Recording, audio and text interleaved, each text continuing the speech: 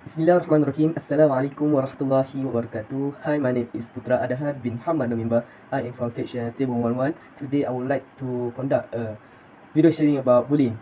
Bullying has become famous with many news mentioned about it from mass media, from the newspaper to the social media like the Harian and Facebook. And definition of bullying: first, when someone seeks to harm, intimidate, or cause to the someone who perceives as vulnerable, and they become one of major social problem in Malaysia. And I also had experiences as a victim in my high school, which is I was being mentally abused by my bully with a harsh words, and they are mocking my appearances. And the causes of the bullying problem. Many of the causes of social problem can be seen when we conducted the research with the macro and micro level approaches. As we can see with the macro level approaches, there are two causes of the problem, which is first, lack of manners, exposure, and accurate education. Students become immoral and rude. The student had not been exposed with a moral education, like being respect of others and morals. As a result, students had become violent and ruthless with others, especially the weak one. Second, neglection of certain parties. The school affair become ignorant about students' social problems and only pursue the academic achievement only among the students. This could lead the bully become more arrogant. Moreover, the bully is the student with high performances and protected by the school. The theoretical perspective related to the bullying problem.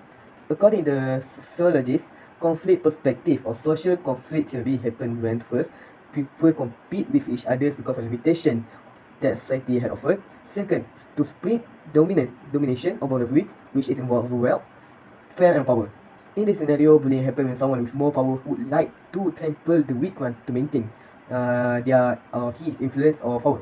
Like my experiences, a student with a high academic achievement would like to bully the student below them by ridicule their exam marks and others.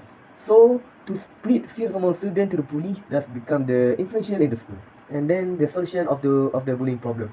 Now, all of the problem, there are also solutions for them. In this case, there are few steps that we must do, which is first, involvement of all parties in banning bullying.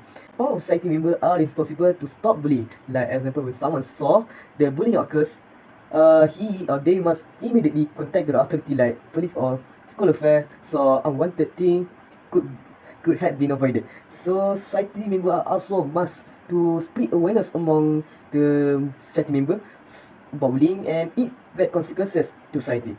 Second, school and parents become the main parties in stopping bullying. The school must prioritize both academic and moral achievement among students, so bullying cases can be avoided. Parents also must educate their children to being nice to the others regardless of their status. This is because two parties play a big role for the student to turn from being nice students or vice versa, which is to start bullying the others. Conclusions is, bullying has been occurring in our country for such a long time ago, especially in our school. So all society members must take part to put an end for this problem. The school and parents must become the mediators so effectiveness of the banning bullying can be doubled. I hope that bullying trouble can be reduced in the future so our student and society could live in more harmonious country. That's all for me. Assalamualaikum warahmatullahi wabarakatuh.